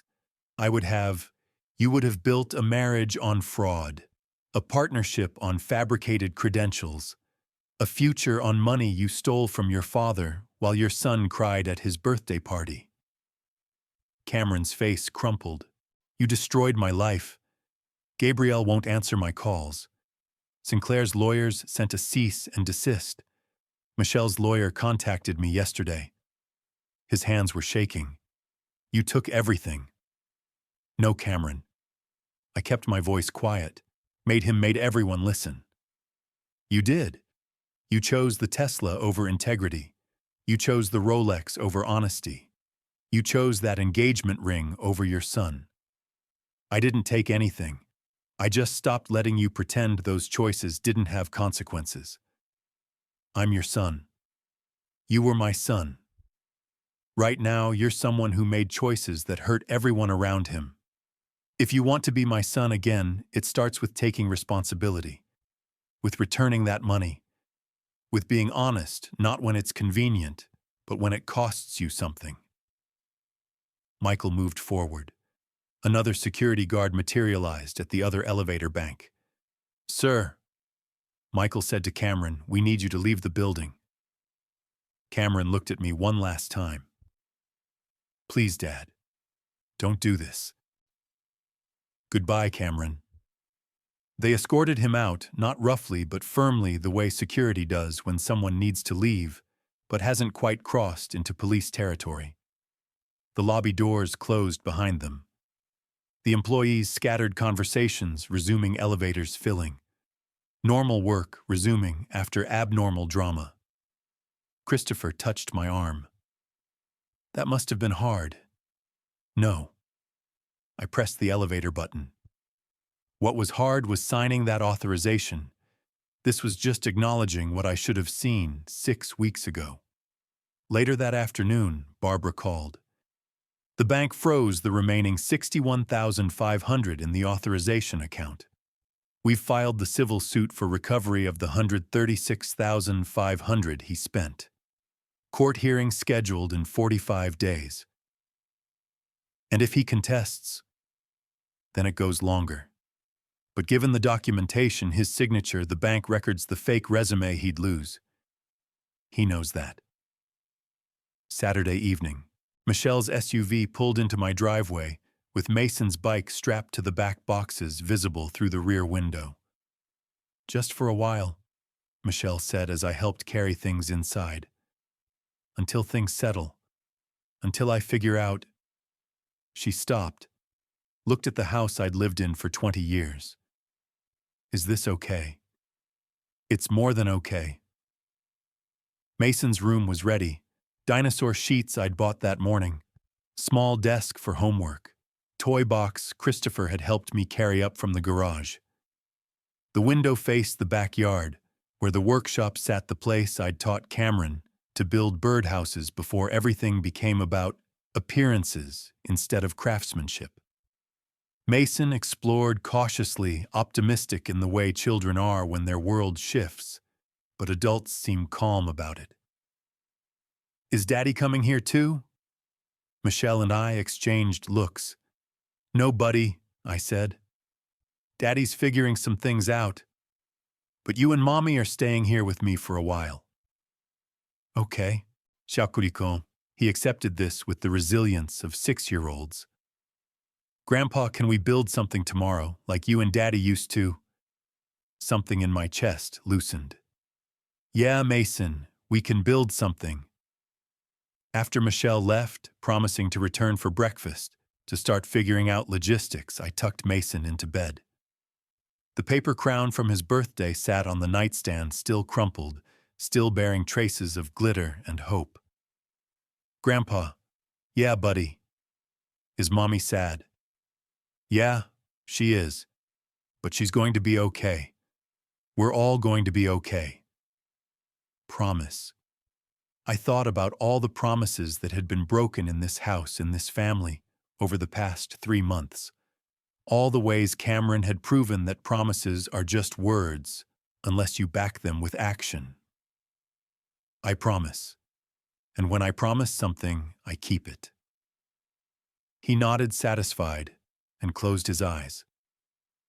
I stood in the hallway after his door clicked shut, looking at the workshop through the window at the end of the hall. Home wasn't a place. It wasn't square footage or property values or the address on legal documents. Home was whoever you chose to protect when protection mattered. Mason, Michelle, Christopher. The people who showed up, who kept promises, who built things meant to last instead of things meant to impress. I'd lost a son this week, but I still had a grandson who needed to learn what his father had forgotten, that integrity isn't something you perform. It's something you practice when no one's watching, when it costs you everything, when the easier path is lying and the harder path is truth. Tomorrow, Mason and I would build something in that workshop, and this time I'd make sure he learned the lesson right. Early March came with the kind of weather Seattle saves for people who've earned it. Clear skies, mild temperatures, the promise that winter eventually ends even when you're not sure it will. Sunday morning. The workshop behind my house smelled like sawdust and possibility. Mason stood at the workbench, both hands wrapped around a piece of sandpaper, working a small block of pine the way I'd shown him. Slow, steady strokes. The kind of patience 6-year-olds don't naturally have but can learn if someone teaches them right. Like this, Grandpa. Perfect. Feel how the wood gets smoother? That's you making something better. One pass at a time. He concentrated, tongue between his teeth the way his father used to. The resemblance hurt less now. Or maybe I was just learning to separate the child from the man, the potential from the choices. Grandpa. Mason kept sanding, not looking up. How come Daddy doesn't visit me? I'd been expecting the question, dreading it, but Michelle and I had agreed truth, age-appropriate, no lies to protect feelings. Your daddy made some mistakes, big ones, and now he has to fix them. Is he fixing them? I don't know yet, buddy. Oh. He sanded another pass. Are we still going to live here? For as long as you and your mom need to. This is your home now. Okay. He held up the woodblock, examining his work. Is it smooth enough? Almost. Few more passes. He went back to work, accepting what he couldn't change, focusing on what he could. 6 years old and already learning the difference. Monday morning. My office, 10 o'clock. Christopher, come in. Close the door. He sat across from me, the same chair where Cameron had proposed the authorization 3 months ago. Different man. Different outcome. I'm making you Chief Operating Officer. Effective immediately. Christopher's expression didn't change, too professional for that, but something in his eyes shifted. Lawrence, I don't know what to say. Say you'll accept. Salary increase, 5% equity stake seat on the board. You've earned it. You found the truth when it mattered. You protected the company when my son was trying to destroy it. I was just doing my job. No. You were being honest when it would have been easier to stay quiet. That's not a job. That's character. I slid the offer letter across the desk. You're not my secretary anymore, Christopher. You're my partner. He picked up the letter, read it carefully. The way he read everything thoroughly, looking for what mattered. I won't let you down. I know you won't. That's why I chose you. Tuesday afternoon. My phone rang, Edward Sinclair's name on the screen.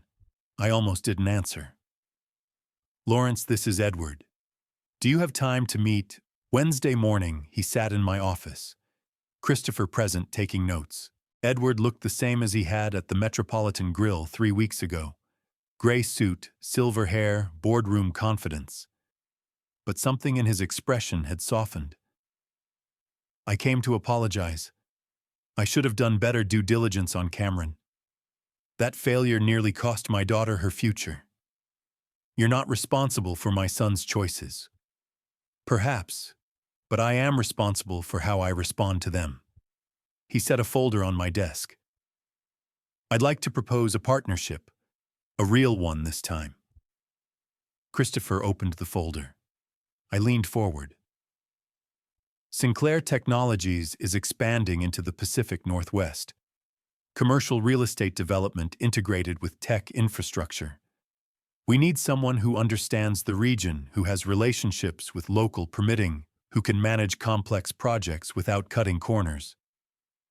He pulled out architectural renderings. A tech campus in Bellevue, mixed-use development in South Lake Union, residential towers in Capitol Hill, Sir Mitchell and Associates as primary contractor, legal coordination, permitting, project management, contract value. He slid a proposal across the desk. $4.6 million annually for 5 years. First project breaks ground third quarter this year. Christopher and I exchanged looks. $4.6 million. Annual for 5 years. Why us? I asked. After what Cameron did. Because of what you did? Edward met my eyes. You exposed your own son's fraud to protect my daughter. That's integrity. That's the kind of partner I want, someone who values truth over convenience even when it costs them everything. Cameron is not part of this company anymore. If that changes, I'll inform you immediately. Fair enough. Do we have a deal? I looked at Christopher. He nodded, subtle, professional, but clear. I extended my hand. We have a deal. Edward shook it. I'll have contracts drawn up by end of week. Christopher, you'll be point person on our side. Yes, sir. After Edward left, Christopher and I sat in silence for a moment. $4.6 million, he said finally. Annual. For 5 years. Because you found the truth about Cameron. Because you had the integrity to tell me. I stood, walked to the window. 42 floors below Seattle moved through its Wednesday afternoon. That's what integrity gets you. Not shortcuts, not lies. Real partnerships built on trust. Saturday afternoon, Gasworks Park overlooking Lake Union. The sky was that particular Seattle blue that makes you forget February ever happened. Michelle spread a blanket on the grass. Mason ran ahead with the kite we'd built together Thursday evening, simple design, nothing fancy but sturdy. The kind that flies because it's built right. not because it looks impressive. Christopher arrived with sandwiches from the deli near his apartment. Didn't know what everyone liked, so I got variety? You didn't have to do that. I wanted to. He helped Michelle arrange food on the blanket. We're celebrating right new contract, new beginning. Mason called from 50 yards away. Grandpa, watch. The kite caught wind, lifted. Mason ran, letting out string, the diamond of fabric climbing against blue sky. Higher, higher, until it was a distant speck dancing on invisible currents. It's flying, Mason's voice carried across the grass. Grandpa, look how high. I walked over, stood beside him. You know why it's flying? Because of the wind. Because you built it right. Strong frame, balanced weight, tight knots. The wind just shows you did good work. He grinned, gap-toothed and proud. Can we build another one? We can build whatever you want. Michelle and Christopher joined us watching the kite. Normal afternoon, normal family. The kind of moment that used to include Cameron, but had learned to exist without him. You gave up your son to save the company, Christopher said quietly. And that must have been impossible. I didn't give up my son. I gave up the lie. If Cameron wants to come back, he can, but as the person he actually is, not the person he pretended to be. My phone rang. Unknown number. I almost ignored it. I should take this. Might be the bank. I walked away from the blanket toward the water. Mason watched, curious. Michelle tensed. Hello. Silence. Not dead air. Breathing. Someone gathering courage. Lawrence. The voice was familiar. Beaten. Different than I'd heard it in months. Cameron. Late March. The kind of evening when Seattle pretends spring might actually arrive, mild enough to open windows, quiet enough to hear the sound your phone makes when someone you've been avoiding finally gets through. 8 o'clock. Mason asleep upstairs, his paper crown still on the nightstand, beside a half-finished drawing of our workshop. Michelle at her apartment in Redmond, working through logistics with her lawyer. Me on the couch with contract revisions for the Sinclair project. Christopher's notes in the margins. The phone rang. Unknown number. I almost let it go to voicemail. Almost. Hello, silence. Not dead air, breathing. Someone gathering courage or deciding whether hanging up was still an option. Lawrence. The voice was Cameron's, but not the Cameron from the Metropolitan Grill or the lobby confrontation. This was someone else, someone smaller, defeated, the performance finally completely gone. Cameron. Thank you for answering. A pause. I know I don't deserve. He stopped, started over. I'm calling to tell you I'm paying back the money, all of it.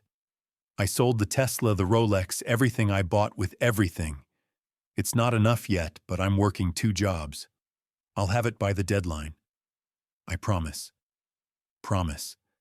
The word sat there carrying all the weight of every broken one before it. That's good. Barbara will confirm when the account's settled. I know. Silence. Is that all you wanted to say? No. His voice cracked. I wanted to say, I'm sorry. To you, to Michelle, to Mason. I know sorry doesn't fix anything. I know I destroyed what you built, but I need you to know I understand what I did. Through the phone, I heard traffic. City sounds.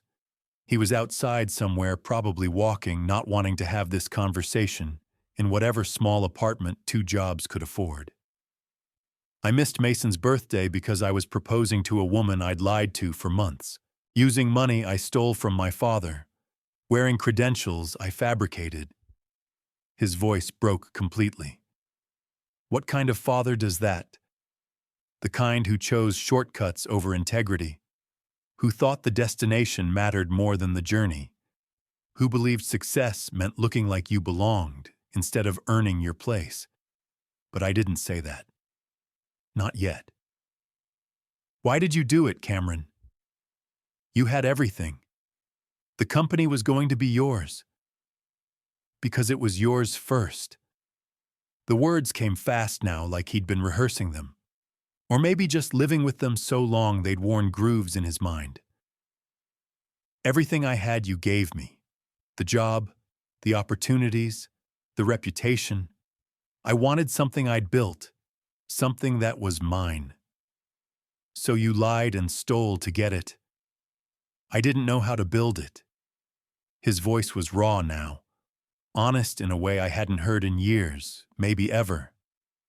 You built Mitchell and Associates from a $5,000 loan in a garage. You had that story, that foundation.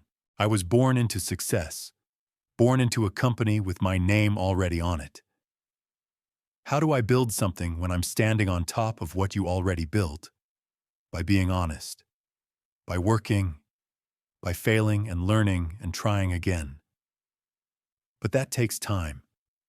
And everyone was watching. Everyone expecting me to be. He stopped. To be you, except better, bigger, more successful. And I thought if I could marry into Sinclair's company, if I could bring you that partnership, then I'd have earned it. Then I'd have built something that mattered. You would have built a lie. I know that now. I stood, walked to the window. The workshop was dark, Mason's kite from Saturday still hanging in the garage workshop, whatever we called the place where honest things got built. You're right, I said. You didn't know how to build it. Because building takes time. It takes honesty. It takes failing and learning and failing again. It takes showing up even when showing up is hard. Even when no one's watching. Even when it costs you everything. I know.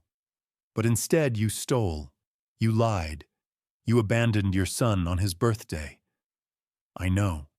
His voice was barely audible. Is there any way back, Dad? Any way to fix this, Dad?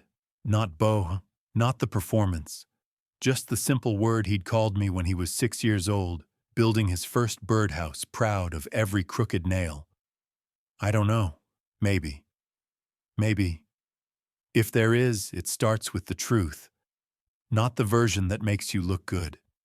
The real truth. The kind that costs you something to tell. I heard him breathing, processing. Pay back the money. Make things right with Michelle and Mason if they'll let you. Show up. Be honest.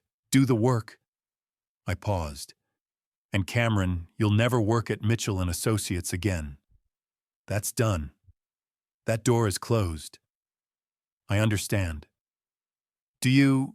Yes. He was quiet for a moment. Can I ask one thing? What? Will you tell Mason I'm sorry that I'm working on being someone he can be proud of? No. What you tell him when you've earned the right to. Silence. Goodbye, Cameron. I didn't hang up immediately. Let him hear the space where words could have been.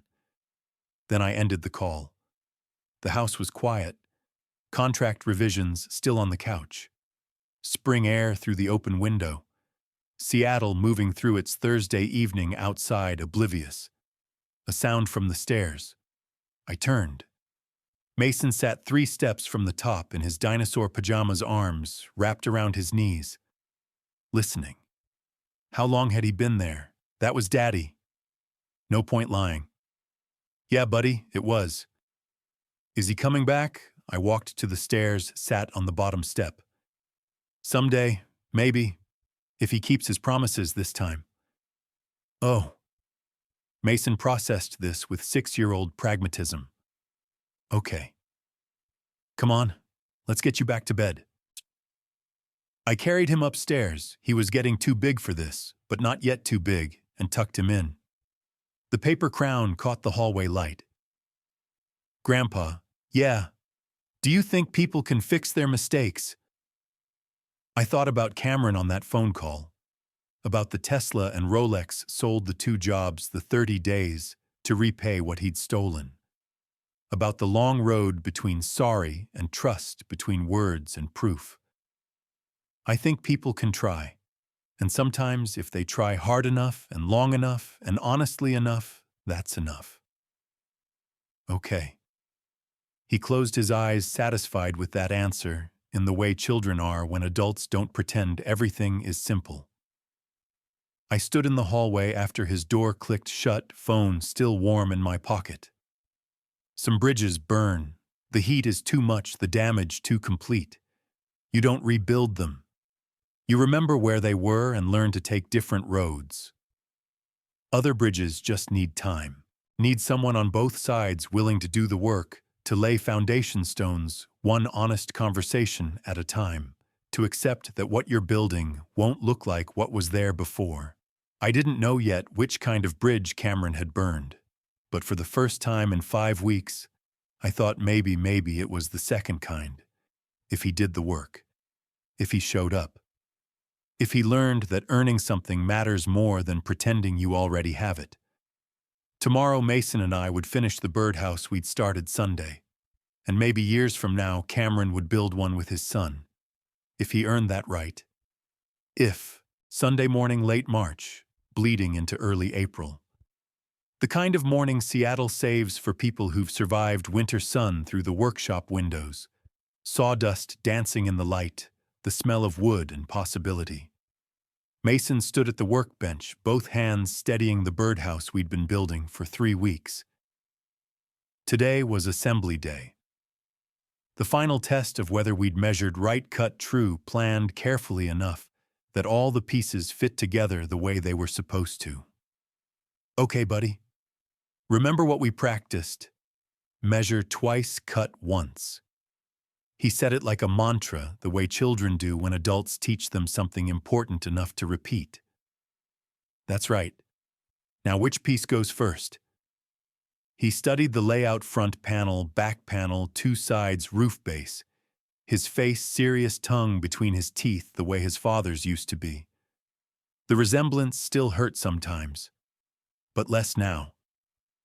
I was learning to separate the child from the man, the potential from the choices. Mason picked up the front panel. This one, because the sides attached to it. Good. Show me. He positioned it carefully against the base, checking alignment the way I'd shown him. Small hands, careful movements. The kind of patience that comes not naturally, but through practice, through someone taking the time to teach what matters. We worked together for an hour. I guided when necessary, stepped back when possible. Let him make mistakes small enough to fix, succeed at challenges, hard enough to mean something. By 10 o'clock, the birdhouse stood complete, slightly crooked at the roofline, one wall not quite flush, but solid. Built to last because it was built with care. Now we paint, Mason asked. Now we paint. He'd chosen blue, not sky blue or navy, but the particular shade of blue that 6-year-olds love, because it's bright and bold, and doesn't apologize for being exactly what it is. I watched him apply the first coat brush strokes, uneven but enthusiastic, and I remembered another Sunday morning, another 6-year-old, another first birdhouse. Cameron at the same workbench, smaller then, before we'd expanded the workshop, gripping a hammer too tight, sawdust in his hair, determined to prove he could drive a nail straight. His face, when he'd succeeded, lit with the kind of pride that comes from building something real with your own hands. I made this, Dad. By myself. You did. And that's how you build things that last. One piece at a time. The same words. The same lesson.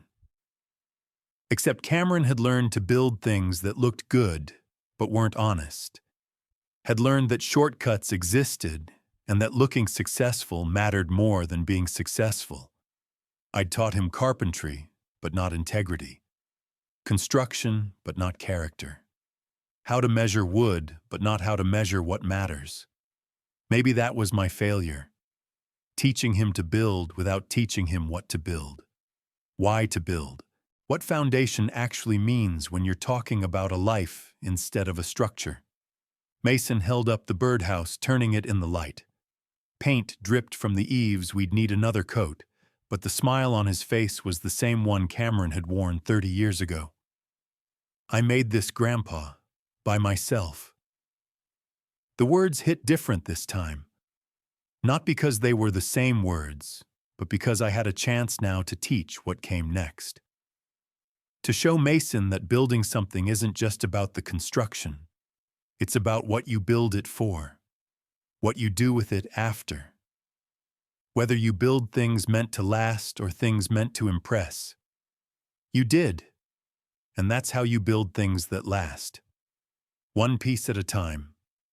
With patience and honesty and work that matters. Can we hang it up? Absolutely.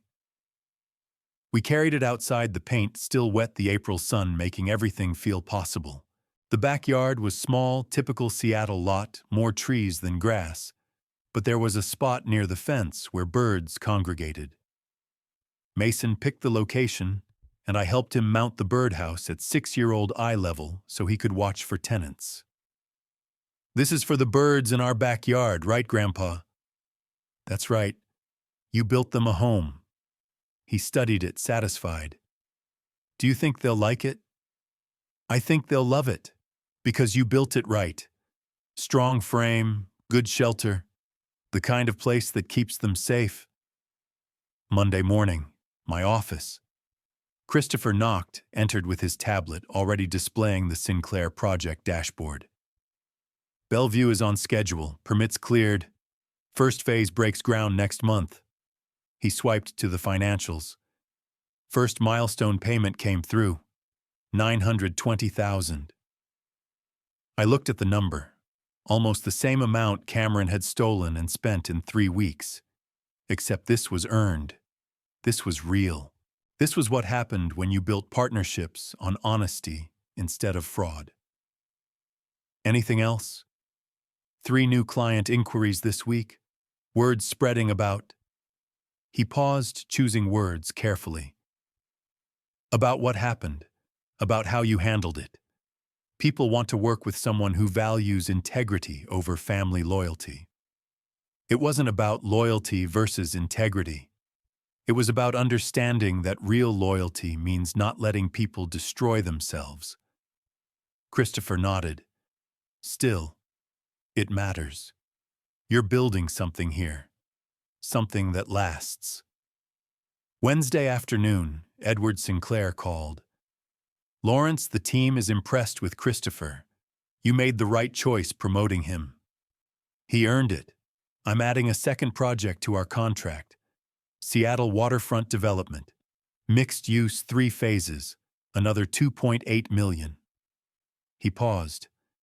"That brings our total partnership to $7.4 million over 5 years. You've built something remarkable, Lawrence." "I didn't do it for praise." "I know. That's why I'm giving you more business." His voice carried weight, respect, earned, not given. "You earned it when you exposed your own son's fraud to protect my daughter. That's integrity. That's the kind of partner I want." After we hung up, I sat staring at the city below. $7.4 million.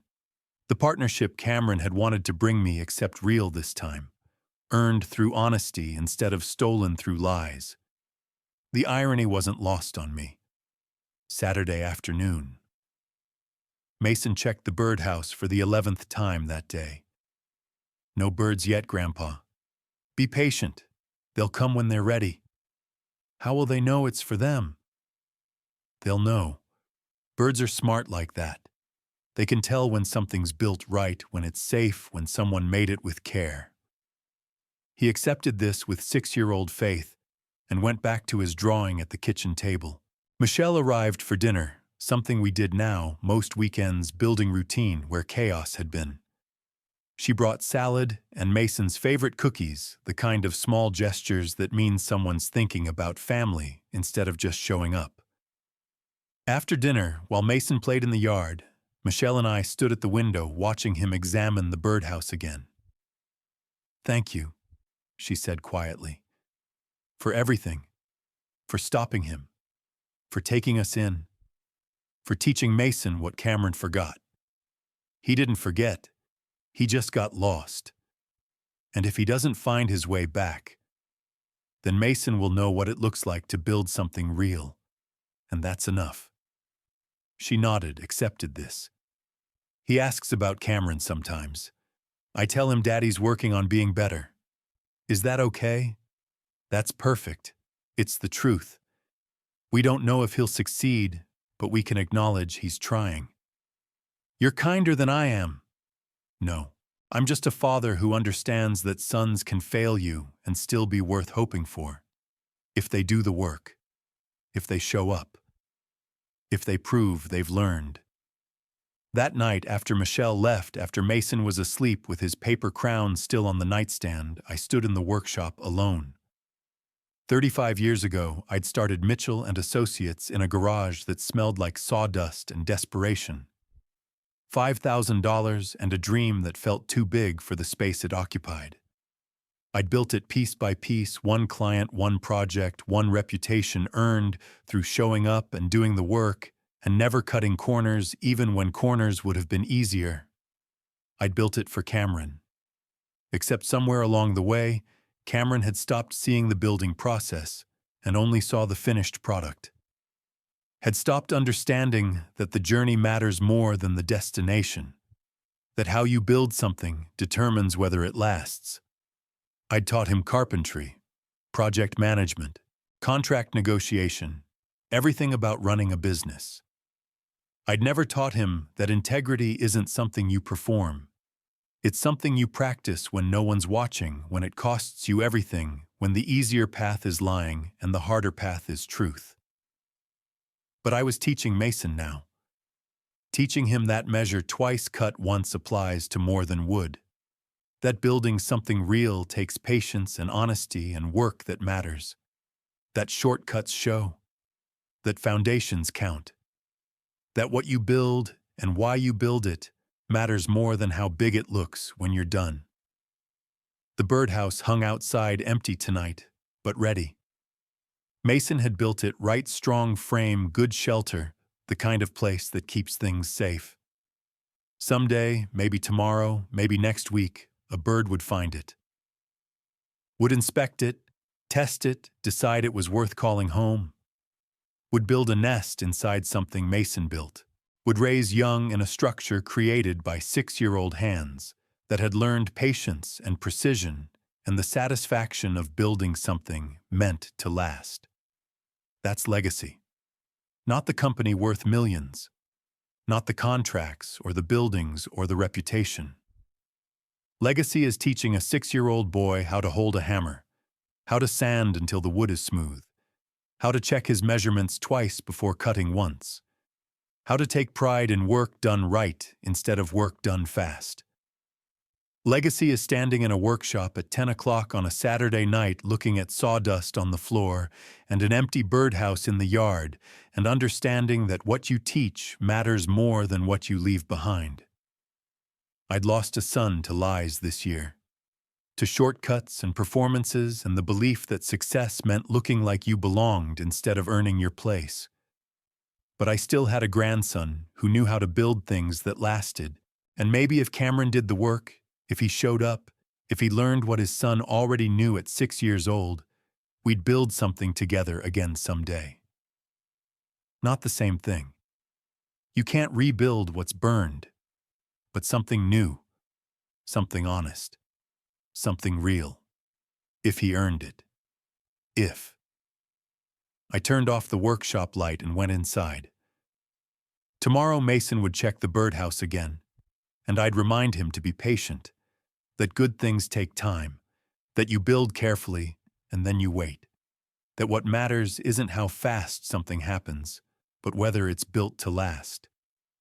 The lessons his father forgot, the lessons Mason was learning, the lessons that might maybe someday, if we were all very lucky, bring Cameron home. One piece at a time. If this story reminded you that integrity isn't about perfection, it's about what you do when no one's watching, share it with someone who needs to hear it. Leave a comment about a time you chose truth over comfort, about a moment when doing the right thing cost you something, but mattered anyway. about building something real instead of something impressive. And if you want more stories about resilience, redemption, and the cost of doing what's right about the hard choices that make the best stories, subscribe. Because the hardest choices make the best stories, and the best stories remind us what we're capable of when we choose integrity over convenience, truth over comfort, building something real over building something that just looks good. Thank you for listening. Now go build something that lasts. I'm 77 now. Mason runs Mitchell & Associates the real way, built on honesty, not shortcuts. Cameron. He paid back every dollar. Took him 3 years. We talk now carefully, like men navigating old wounds that never fully heal. If you're reading this and thinking about taking the easy path, don't be like my son. Don't be like me either, building something so big I forgot to teach him the foundation mattered more than the height. God gave us free will, and Cameron used his to choose deception. I've asked myself 1,000 times, did I fail him? Did I build a legacy so intimidating he felt he had no choice but to lie his way into it? Here's what I learned. Integrity isn't something you inherit. It's something you choose moment by moment when no one's watching. You can give your children everything: money, opportunity, a name that opens doors. But if you don't teach them that character matters more than reputation, you've given them nothing that lasts. God doesn't measure success by what you accumulate. He measures it by what you do when the cost of truth is everything you want. Cameron learned that the hard way. So did I. If you're building something, a business, a family, a life, build it on truth. Not because lies always get exposed, though they do. Build it on truth because that's the only foundation that holds when storms come. And storms always come. Don't let your children think success means looking successful. Teach them it means being honest when honesty costs them something. That's the only inheritance worth passing down. I appreciate you staying with this story until the end.